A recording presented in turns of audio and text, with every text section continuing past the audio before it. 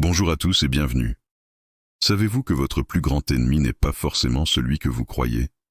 Il n'est pas à l'extérieur, mais bien souvent, il se cache à l'intérieur de votre propre cœur. Aujourd'hui, nous allons plonger dans le livre de Josué, au chapitre 7, pour comprendre pourquoi Israël, après une victoire éclatante à Jéricho, a subi une défaite humiliante face à la petite ville d'Aï. Cette histoire, riche en enseignements, nous révèle comment un péché individuel peut avoir des conséquences dévastatrices pour toute une communauté, et nous rappelle que la véritable victoire dépend d'une obéissance totale à Dieu. Après la chute miraculeuse des murailles de Jéricho, les Israélites étaient euphoriques. Conquérir Haï semblait n'être qu'une formalité. Pourtant, ils ont été repoussés et ont subi de lourdes pertes. Pourquoi un tel échec? La Bible nous donne deux raisons principales. La première, c'est le péché caché d'un homme nommé Akan. Il a désobéi à l'ordre formel de Dieu en prenant pour lui des objets qui devaient être détruits ou consacrés à l'Éternel. La seconde raison, c'est l'excès de confiance du peuple. Fort de leur succès précédent, ils ont sous-estimé leur ennemi et surtout, ils ont omis de consulter Dieu avant de partir au combat. Cette double erreur, un péché secret et un orgueil collectif, a brisé leur élan et a conduit à la défaite et à la souffrance de tous. L'alliance que Dieu a conclue avec Israël unit le peuple de manière à la fois individuelle et collective. Cela signifie que l'acte d'une seule personne peut impacter l'ensemble de la nation. Quand Dieu parle du péché d'Akan, il ne le minimise pas. Il le décrit avec une grande précision, soulignant la gravité de ses actions. Il y a eu une transgression directe de l'alliance, un vol, un mensonge pour dissimuler son acte, et une désobéissance flagrante à un commandement divin. Ce n'est pas juste une petite erreur. C'est une accumulation de fautes qui montre comment un péché caché, gardé secret dans le cœur, peut avoir des répercussions terribles et visibles pour tout le monde.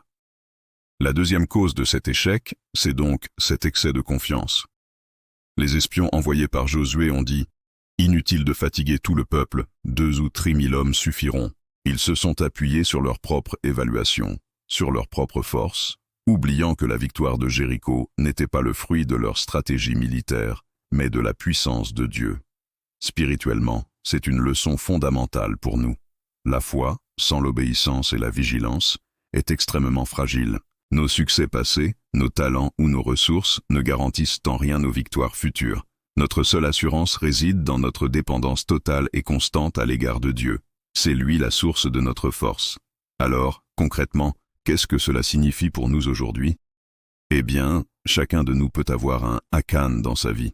Cela peut être une habitude cachée dont nous avons honte, une rancune que nous entretenons secrètement, ou un compromis avec nos valeurs morales que nous pensons sans conséquence.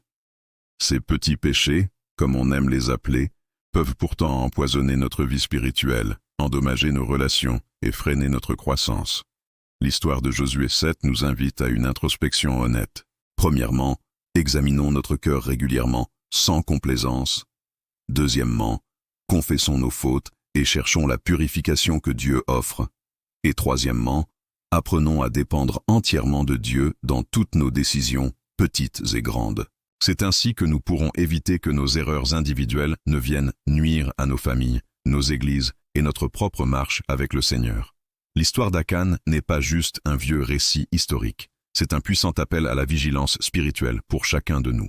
Elle nous montre que le péché caché est un voleur de victoire, mais que la repentance, la fidélité et l'obéissance restaurent la communion avec Dieu et ouvrent la porte à ses bénédictions. Comme le dit le prophète Jérémie, « Moi, l'Éternel, j'éprouve le cœur, je sonde les reins. » Prenons un moment aujourd'hui pour demander à Dieu de sonder notre propre cœur, de mettre en lumière ce qui doit être purifié, afin que nous puissions marcher pleinement dans sa lumière et non dans l'ombre du secret. Pour approfondir cette réflexion et découvrir d'autres clés pour vaincre l'ennemi intérieur dans votre vie, je vous invite à vous abonner à notre chaîne et à activer la cloche de notification pour ne manquer aucune de nos prochaines études. Merci de nous avoir suivis et à très bientôt.